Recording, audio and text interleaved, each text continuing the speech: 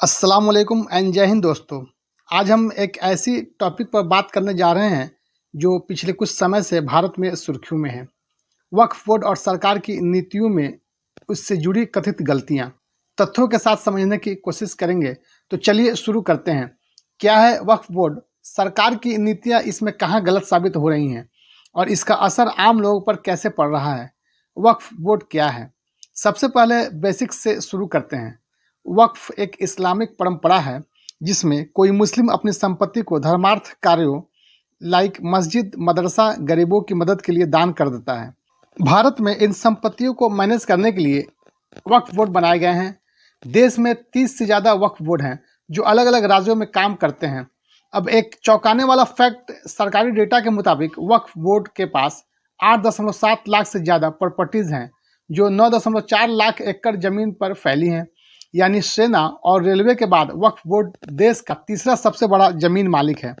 लेकिन सवाल ये है, इतनी बड़ी संपत्ति होने के बावजूद इसका फ़ायदा आम मुस्लिम समुदाय को कितना मिल रहा है? सरकार की नीतियां और वक्फ बोर्ड। अब बात करते हैं सरकार की नीतियों की।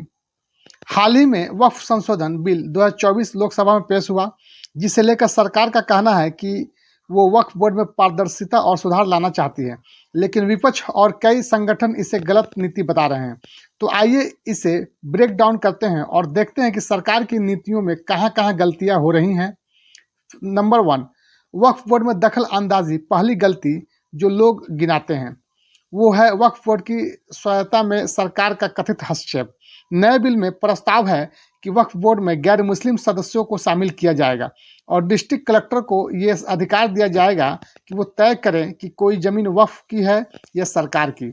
अब सवाल उठता है, जब हिंदू मंदिरों के ट्रस्ट में गैर हिंदुओं को जगह नहीं दी जाती तो वक्फ बोर्ड में गैर मुस्लिम को क्यों? विपक्ष का कहना है कि ये धार्मिक स्वतंत्रता पर हमला है जो संविधान के आर्टिकल 25 और 26 में दी गई है। सरकार का जवाब है कि ये पारदर्शिता के लिए है, लेकिन क्या ये सच में ज़रूरी था? यह सिर्फ कंट्रोल बढ़ाने का बहाना है। सेकंड पॉइंट हम डिस्कस कर सकते हैं कि सेक्शन 40 का हटना दूसरी बड़ी नीति है। सेक्शन 40 को हटाना।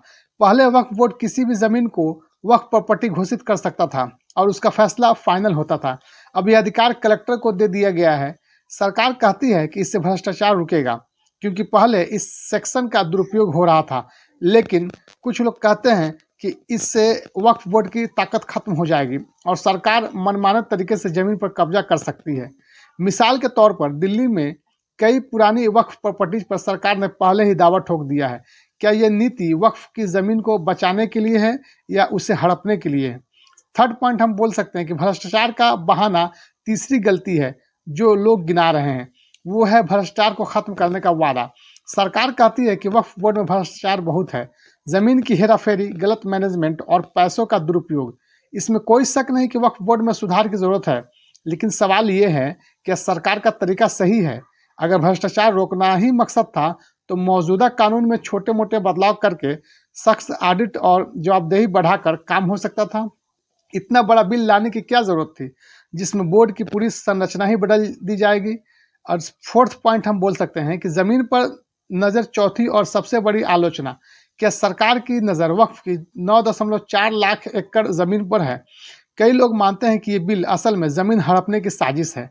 उदाहरण के लिए 2013 में यूपीए सरकार ने दिल्ली की 123 वक्फ प्रॉपर्टीज को डी नोटिफाई करके वक्फ बोर्ड को सौंप दिया था। अब बीजेपी सरकार कह रही है कि वो ऐसी गलतियां ठीक करना चाहती है, लेकिन विपक्ष का आरोप है कि सरकार खुद ऐसी जमीनों को अपने कब्जे में लेना चाहती है। अगर ऐसा है तो ये नीति न सिर्फ गलत है बल्कि संविधान के खिलाफ भी हो सकती है। ग्राउंड रियलिटी, अब ज़रा असल हालात देखते हैं। वक्फ की ज़मीन पर सालों से रह रहे लोग आज डरे हुए हैं। दिल्ली, पटना और बेंगलुरु जैसे शहरों में परिवारों को नोटिस मिल रहे हैं कि उनकी ज़मीन वक्फ की है और उन्हें खाली करना पड़ सकता है। दूसरी तरफ वक्फ बोर्ड का कहना है कि ज़मीन पर सरकार और बिल्डर पहले से ही कब्जा कर रहे हैं। तो असली सवाल ये है, इन नीतियों से फ़ायदा किसका हो रहा है? गरीब मुस्लिमों का जिनके लिए वक्फ बना था, या सरकार और बड़े लोगों का? सरकार का पक्ष, चलो सरकार का पक्ष भी सुन लेते हैं। गृह मंत्री अमित शाह और अल्पसंख्यक मामलों के मंत्री किरेन रिजिजू कहते हैं कि ये बिल किसी धर्म के खिलाफ नहीं है। उनका दावा है कि वक्फ बोर्ड की लूट को रोकना ज़रूरी है ताकि उसका पैसा गरीब मुस्लिमों के लिए इस्तेमाल हो। वे कहते हैं कि डिजिटाइजेशन और सेंट्रलाइज रजिस्ट्रेशन से पारदर्शिता आएगी। किरण रिजिजू जी।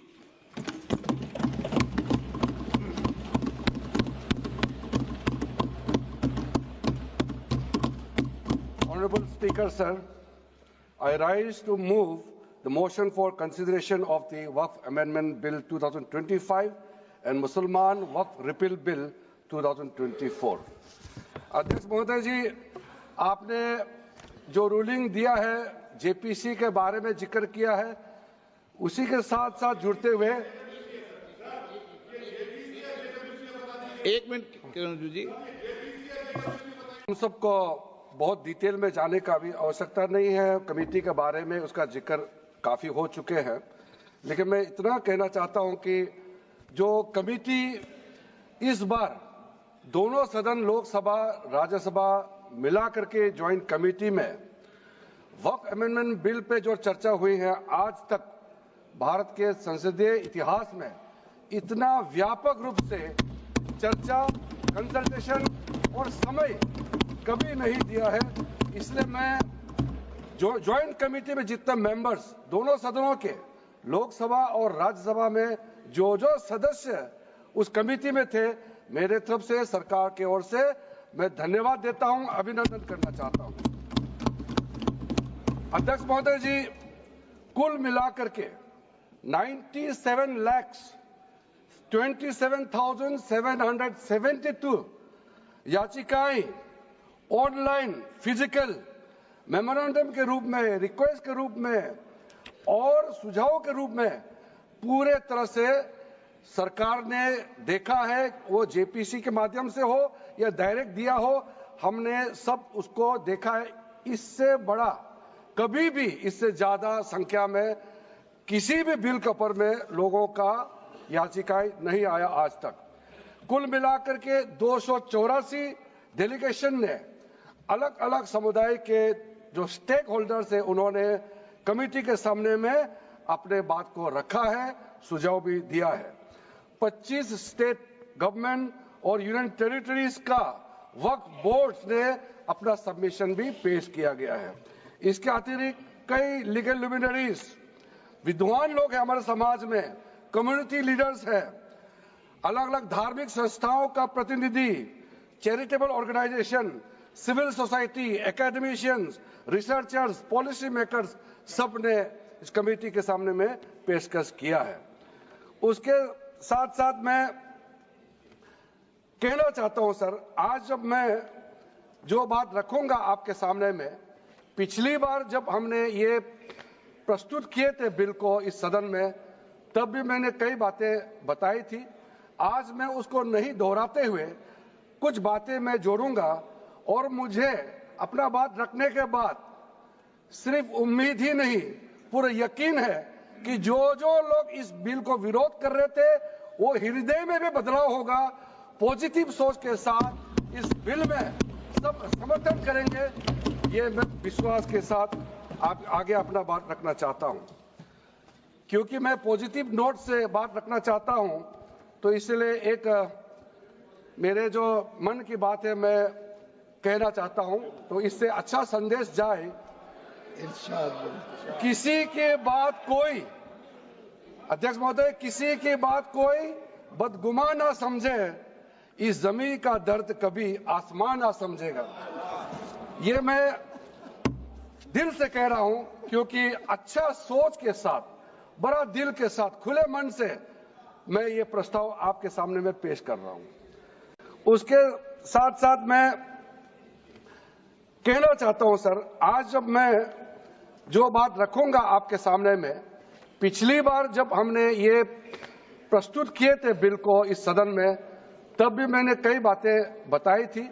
आज मैं उसको नहीं दोहराते हुए कुछ बातें मैं जोड़ूंगा और मुझे अपना बात रखने के बाद सिर्फ उम्मीद ही नहीं, पूरा यकीन है कि जो लोग इस बिल को विरोध कर रहे थे, वो हृदय में भी बदलाव होगा। पॉजिटिव सोच के साथ इस बिल में सब समर्थन करेंगे, ये मैं विश्वास के साथ आगे अपना बात रखना चाहता हूं। क्योंकि मैं पॉजिटिव नोट से बात रखना चाहता हूं, तो इसलिए एक मेरे जो मन की बात है मैं कहना चाहता हूं, तो इससे अच्छा संदेश जाए। किसी की बात कोई, अध्यक्ष महोदय, किसी की बात कोई बदगुमान ना समझे, इस जमीन का दर्द कभी आसमान ना समझेगा। ये मैं दिल से कह रहा हूं, क्योंकि अच्छा सोच के साथ, बड़ा दिल के साथ, खुले मन से मैं ये प्रस्ताव आपके सामने में पेश कर रहा हूं। लेकिन सवाल वही है, क्या ये बदलाव वक्फ को मजबूत करेंगे या कमजोर? विपक्ष की बात विपक्ष, जैसे कांग्रेस, डीएमके, सपा और मुस्लिम संगठन कहते हैं कि ये बिल संविधान के खिलाफ है। उनका तर्क है कि अगर सरकार को इतनी ही चिंता थी तो वो वक्फ बोर्ड को मजबूत करने के लिए फंडिंग बढ़ाती, न कि उसकी ताकत छीनती। आज सरकार को ये हमें सर्टिफिकेट देना पड़ेगा कि हम किस धर्म को हम विश्वास रखते हैं। क्या ये दूसरे धर्मों से इस प्रकार का सर्टिफिकेट मांगेंगे? वक्फ बोर्ड में शिया भी रहेंगे, सुन्नी भी रहेंगे, बोहरास भी रहेंगे, आगा कानिस भी रहेंगे, मुसलमानों में जो बैकवर्ड है, पिछड़े लोग हैं, वो भी रहेंगे, और साथ में महिला भी रहेंगे, और एक्सपर्ट नॉन मुस्लिम भी रहने का प्रावधान रखा गया है। समझा कि नया एक बिल लाने की जरूरत है। मैं तो बस इतना ही पूछना चाहूंगा कि ये bill ministry of minority affairs ने बनाया या किसी और दूसरे विभाग ने बनाया? कहां से आया ये बिल? कहां से आया? सर ये बात करते हैं कि ये संविधान के पक्ष में है। केस किस प्रकार से ये संविधान के विरोध में है, सर मैं बताना चाहूंगा। आर्टिकल, इसका जो क्लॉज 3RA है और 3R1 है। इसका 3RA क्या है सर? 3RA ये कहता है, any person showing or demonstrating that he is practising Islam. देखिए सर, आज देश में अल्पसंख्यकों की ऐसी दशा हो गई कि आज सरकार को अपना धर्म का सर्टिफिकेट देना पड़ेगा। कितने दुख की बात है कि भारत, क्या बात कर रहे हो, हिंदू थोड़ी है। भारत एक सनातन धर्म का एक देश, 7000 पुराना, उससे भी पुराना ये देश, जिसमें हर धर्म और हर संस्कृति, हर परंपरा को हम सम्मान करते हैं। आज सरकार को ये हमें सर्टिफिकेट देना पड़ेगा कि हम किस धर्म को हम विश्वास रखते हैं। क्या ये दूसरे धर्मों से इस प्रकार का सर्टिफिकेट मांगेंगे कि आपका 5 साल हुआ या नहीं हुआ? ये सिर्फ इसी बिल में क्यों? ये संविधान के विरोध में नहीं है? ये आर्टिकल 26 के विरोध में नहीं है? सरकार क्यों धर्म के इस मामले में दखलंदाजी कर रही है कि आप इस धर्म का आप विश्वास करते हो कि नहीं हो, उसका पहले मुझे सर्टिफिकेट दो? ये किस प्रकार का न्याय बना रहे हैं? ये किस प्रकार का कानून हम बना रहे हैं? 3R1 क्या कहता है सर? इनका 3R1 जो आज इन्होंने हटा ही दिया है,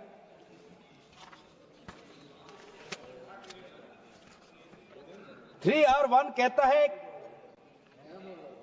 a waqf by user, but such waqf shall not cease to be a waqf by reason only of the user having ceased, irrespective of the period of such cession. ये इसके हटाने की क्या जरूरत थी सर?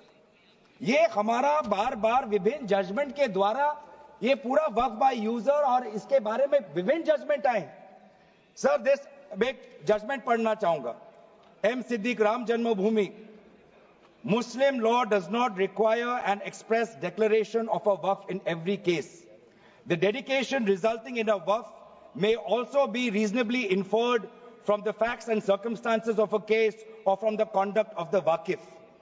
तो ये बार बार ये सब विभिन्न जजमेंट के द्वारा वक्फ और ये जो पूरी इनकी जो परंपरा है, विभिन्न जजमेंट ने ताकत दी, और आज यही विभिन्न क्लॉजेस के द्वारा जजमेंट्स को भी और हाईकोर्ट के ताकत को भी ये कमजोर कर रही है सर। 10 पॉइंट को मैं अब आपके सामने रखना चाहता हूं।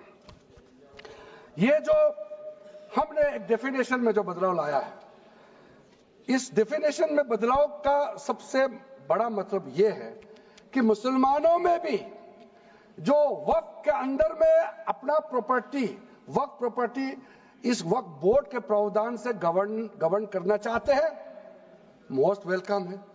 अगर वो ट्रस्ट के माध्यम से अपना प्रॉपर्टी का अलग तरीके से वक्फ करना, वो चलाना चाहता है, मैनेज करना चाहता है, उसके लिए भी छूट दिया गया है। तो इसमें जो आप लोग बार बार कहते हैं कि वक्फ बोर्ड में गैर मुसलमान कैसे आ रहा है, इसका मैं छोटा सा एग्जांपल देना चाहता हूं। अभी हम लोग किसी धर्म, किसी जाति का हिसाब से तो हम एमपी नहीं बने हैं, हम तो ऐसे सिटीजन होकर के एमपी बने हैं। तो अगर मेरा कॉन्स्टिट्यूंसी वाला हमको कहेंगे कि किरण रिजिजू मेरा यहां नहीं आ सकता है, हमारा धर्म और तुम्हारा धर्म अलग है, तो कैसे होगा? मैं तो एज एमपी, मेरे पास अथॉरिटी है, मैं जा सकता हूं। उसी प्रकार से आपका ट्रस्ट है, ट्रस्ट को चलाता है चैरिटी कमिश्नर। तो ट्रस्ट वाला कैसे कहेंगे कि चैरिटी कमिश्नर मेरा जात का ही होना चाहिए? चैरिटी कमिश्नर तो गवर्नेंस को संभालने के लिए है, चलाता तो ट्रस्ट है। उसी प्रकार से आप कैसे कह सकते कि मेरा वक्फ प्रॉपर्टी को देखने के लिए वक्फ बोर्ड में गैर मुसलमान नहीं हो सकता है? आप कैसे कह सकते हैं?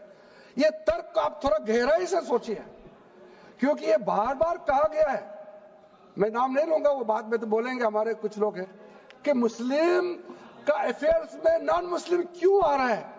अरे ये धार्मिक व्यवस्था से कोई लेना देना नहीं है, मैं बार बार कह रहा हूं। इसलिए ये प्रॉपर्टी है, वक्फ प्रॉपर्टी है, आप लोग इसको समझिएगा।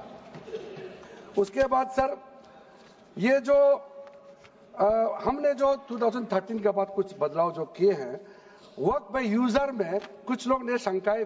तमिलनाडु के सीएम स्टालिन ने तो इसके खिलाफ प्रस्ताव तक पास कर दिया। उनका सवाल है, ये नीति वाकई सुधार के लिए है या वोट बैंक की राजनीति के लिए? असली गलती कहाँ है? तो दोस्तों, सरकार की नीतियों में गलती कहाँ है? पहली, जरूरत से ज्यादा दखल देना। दूसरी, भ्रष्टाचार को रोकने के नाम पर बोर्ड को कमजोर करना। तीसरी, जमीन पर कब्जा का शक पैदा करना। और चौथी, आम लोगों की परेशानी को नजरअंदाज करना। हाँ, वक्फ बोर्ड में खामियां हैं, भ्रष्टाचार है, कुप्रबंधन है, लेकिन क्या ये बिल उसका सही इलाज है या ये एक ऐसी दवा है जो मरीज को ठीक करने की बजाय और बीमार कर देगी? निष्कर्ष तो यही निकलता है दोस्तों, वक्फ बोर्ड और सरकार की नीतियां एक ऐसा मुद्दा है जो न सिर्फ कानूनी है बल्कि भावनात्मक और सामाजिक भी है। सरकार कहती है कि वो सुधार चाहती है, लेकिन तरीका गलत लग रहा है। विपक्ष कहता है कि ये हमला है, लेकिन उनके पास ठोस विकल्प नहीं है। असली सवाल ये है, क्या ये नीतियां गरीबों के हित में है या सिर्फ सत्ता और जमीन के खेल में? आप क्या सोचते हैं? कमेंट में बताइए और इस पोस्ट को शेयर कीजिए ताकि ज़्यादा लोग इस बारे में सोचें। और मिलते हैं अगली वीडियो में, तब तक के लिए सवाल करते रहिए, सोचते रहिए और हक के लिए लड़ते रहिए। जय हिंद।